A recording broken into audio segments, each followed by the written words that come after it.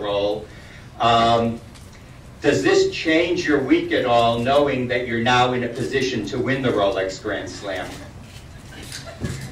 It's a fantastic position to be in, and you know, it's very exciting for Rolex as well, because it gets more interest and you know, attention outside of the sport. And this is the closest I've ever got to the Grand Slam. I've won 4 stars before, but I've never managed to win 2 in a row. So still to win 3 is it's fairly unlikely.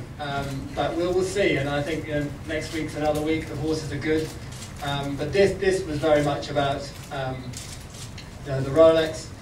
And us British riders are so lucky to come over here. We're funded by UK Sport and the lottery, and without that we wouldn't be here. So how lucky am I to be competing in an era when we get that funding and we can bring our top horses over here and compete at such a fantastic event.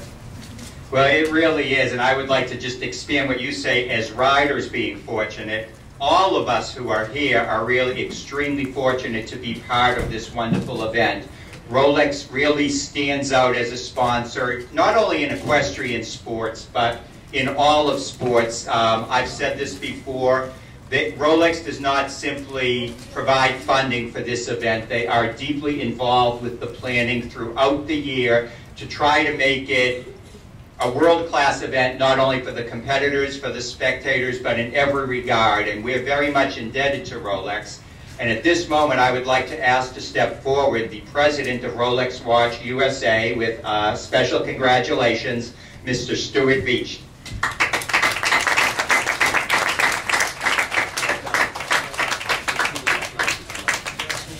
And Stuart doesn't come up just to shake hands and congratulate. To congratulate our riders. Well, that's the best bit. These riders have earned it.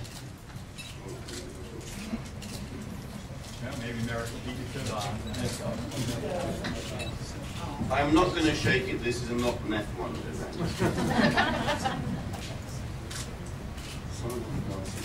This is what we have because we're all about marketing here. We've moved forward to real champagne. Next year we'll have real glasses, right?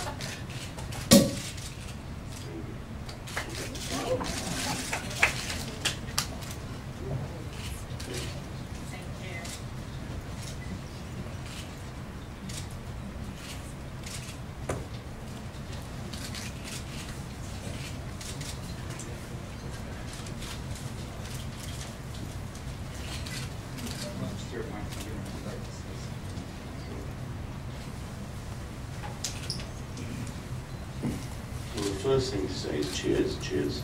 Cheers.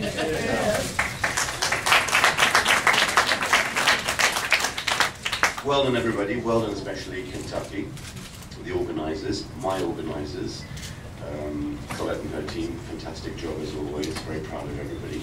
But thank you for the weather as well. That was an absolute bonus. And of course, thank you to our great riders. They've given us a fantastic few days. I think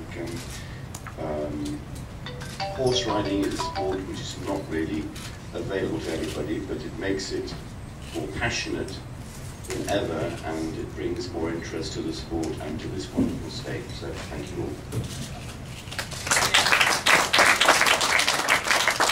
Well, we're comfortable again. We have a little bit more work for you. Thank you so much, Stuart, and thank you on behalf of everyone connected with this event and the sport of eventing for all that Rolex does for us.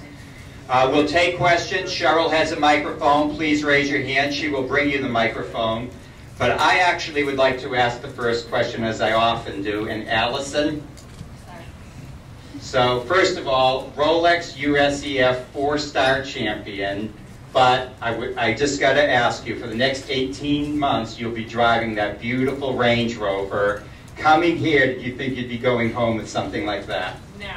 No, I didn't even know it was. I didn't even know it was offered. That's huge and so very generous. So I am thrilled.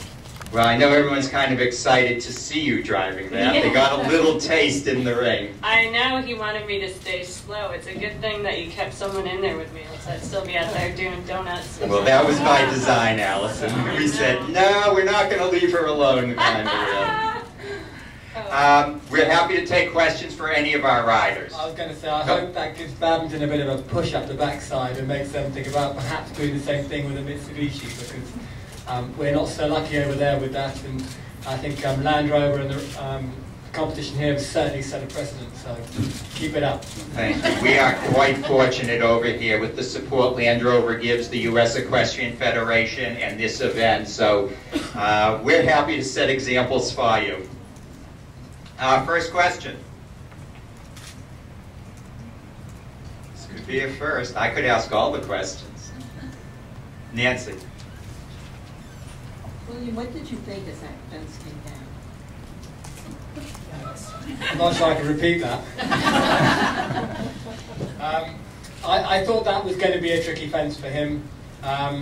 He was just arguing a little bit today and yesterday actually, and I think that I might have to have a little think about his bitting, because he used to be very, very strong, and I think he's not so strong now, so I think I'll have to do a bit of practicing and work out what's better. So he was chucking his head around a bit, and I was thinking, you need to look at this jump in a minute, mate, and he didn't really. So when that came down, I did think, that's a horrible feeling, because you know, when you've got a fence in hand, it makes a huge difference, and mentally you go in there and you can think, well, you've got a bit of a cushion, but suddenly the cushion had gone, and panic can set in, and luckily after the water tray he jumped that well, and I had time to regroup, and he jumped home very well, but he does normally jump pretty around, so that was that was a bit of a bad moment, but no, it's been a fantastic competition, and I'm very fortunate to have come out at the top. I think a lot of horses going into today's jumping could have ended up winning.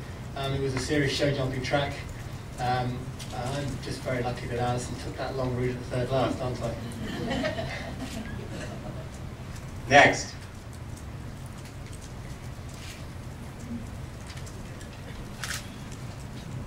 Boyd, could you just talk a little bit about your round today and also yesterday, please? Yeah, I was thrilled. It sort of, I think we picked up Otis in France at the end of 2010, and I was very fortunate that I rallied a syndicate to buy the horse, and the syndicate really believed in my choice, and it was a huge gamble, and I'm just so happy that this horse has confirmed what I thought of him, and I think he's as good as anything I've had, and he's going to be very, very strong in all three phases, and it's a fantastic result for his first horse though.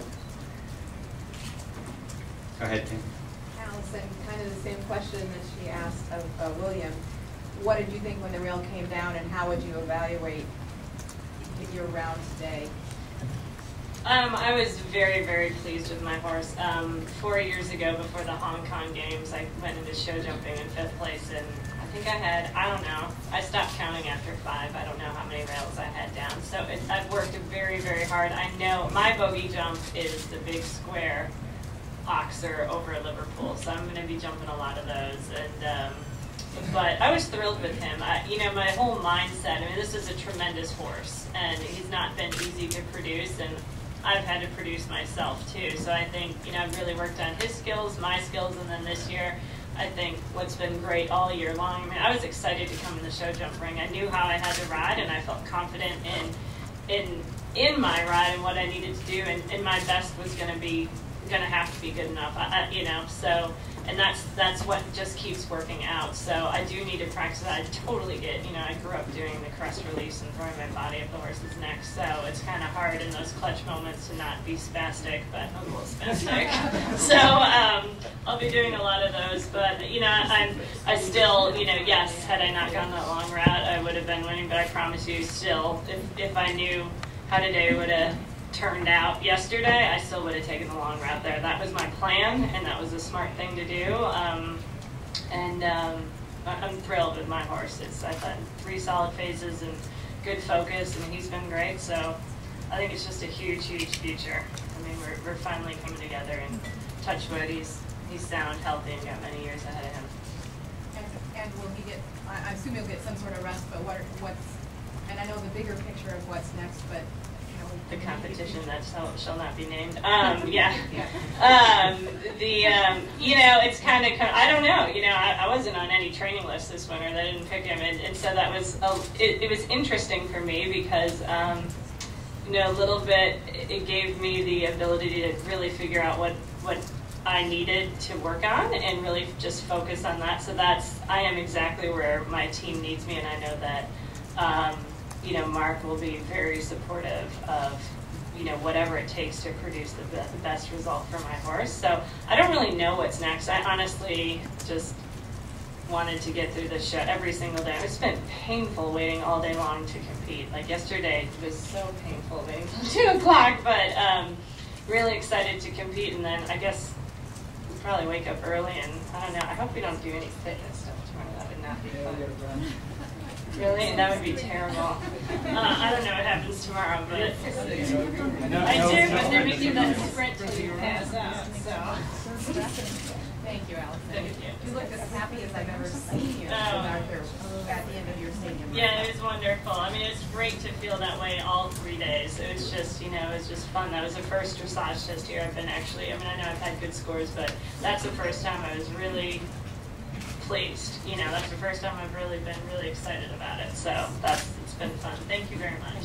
And it was announced in the ring, but just in case anybody didn't hear it, Arthur did also win the award as best conditioned horse here this week. Next question.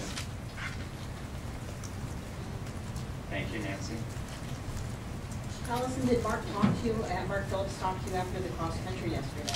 Did you got encouragement from him over this weekend? He, I saw him briefly after dressage, and then he chatted with me after the jog. They usually chat with, I didn't see him at all yesterday, but after the jog today, we talked about it, and he was pleased. And then he just asked, you know, and he showed up for, like I said, I didn't have, I wasn't on any list, so I wasn't on any training list this winter, but I've known Mark for years, and he wants to see me do well. And he did come to, I was very fortunate that Silva Martin, Boyd's wife, came to the dressage room with me. It's nice to have. I've been kind of here on my own. Jan Binney came this week. She's known me for years.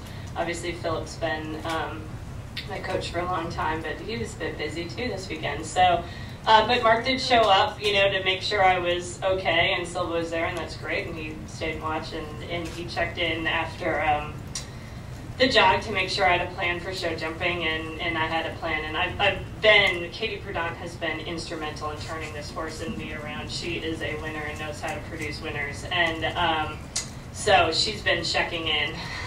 Kate, you know, she's thrilled. So she was on the phone right away, and she was on the phone this morning. She was talking to Jan, you know, all through it. So she's really involved, and she's so excited now. I do know I'll probably get a talking to about time faults, but that drives her up the wall. But but it's I've had a good, you know, it's been good to know what I need and just have confidence in what I need to produce the results. So. Did Mark give you any encouragement about the competition that shall not be named? No. You know, I don't. You know, I know they said, you know, don't plan on going home tomorrow. You know, like you have to stay tomorrow. And I've been in this position before with this horse where they're like, okay, we want to see your horse tomorrow, and then you have like 5 or 6 rails. And it's like, we don't really want to see you anymore. So Sarah and Mark came up to me after the jog, and I knew what they wanted, and they talked a little bit about it. And then I said, let me show jump. Let me just get today done. And so then next, but it was everyone. You know, the team. I think we're on a great roll with the U.S. We got a bunch of good, you know, we got a lot of good show jumping horses right now, and good, you know, I think we've got some good dressage, good cross country, good show jumping horses. I think we're going to be very competitive at the games. It's not going to be easy to make that team because we have got a lot of good horse and riders right now. But if my team needs me, I will be my best. And Katie promised he will never have a rail. We'll never have a rail at that show. So. And back. Yeah, hi, William. I'm a racing rider, so I'm delighted to see you on a thoroughbred. Are they becoming a little more popular for eventing horses? I know that at one point they weren't considered the top kind of breed. and also a little bit more about your horse's personality and what makes him so good at what he does. I think that the thoroughbred has always been popular. They're just very hard to find, and I think good ones that maybe haven't raced for too long and ones that are sensible, don't come along very often. And certainly in the UK, a lot of them have raced too much and therefore aren't very easily converted. But certainly Park Lane Hawk's a great advert for that. I believe he raced until he was 7. I think he was useless. But he did run a lot of times. I think he ran 16 or 17 times. He's by a good horse, Grosvenor, who is by Damon Hill. Even better. Okay. So he was obviously a big disappointment. He used to go off like a rocket and out like a light. He's still got that in him. If in doubt, he's off. That's one of his things. He's a fantastic galloper, but he's got a superb brain, and that's where I'm very lucky with him. He's a great horse to train. Every day is a pleasure with him. He's non-confrontational. He's a big trier, and he's lucky that he survived these days in racing and came out so well. And he made quite a quick change into eventing. He evented in New Zealand. But he didn't do very many events. I think he got through the levels in about 12 events. And he came to me as a 3-star horse with only about 12 starts under his belt. So we've taken a little while to get together. But certainly when you're riding him on a track like we had here and like we had at Burley, he's just a joy. He's such a good galloper, and you can be down on your minute markers and who cares? You know that the second you put your leg on, you'll be catching up very quickly, and in this sport, that's a great luxury. His mother's by Brent Invader, who was the father of Ready Teddy. Bit of New Zealand Australian breed. It's as far as breeding goes at Williams horse, it's as good as they get. It's Grosvenor, which is Sir Tristan, which is the best jumping sire for thoroughbreds in Australia and New Zealand, and then the mother side's Brent Invader, which was the father of Ready Teddy. There you go. I got no excuse, have I? Yeah, you get a new photograph. Nothing to do with me. Boyd, first of all, as a horse breeder, thank you for knowing the breeding so well of the horses out there. But my question is, where will you go next, and with which horses? I don't know. I've got 4 qualified now, four in contention, you could say. In Neville, obviously, in Otis, and Remington, and Yin Yang Yo. And my focus has just been to prime them all up and to get them all of them as good as I can, and have them all ready for selection, and then just sit back and see what happens.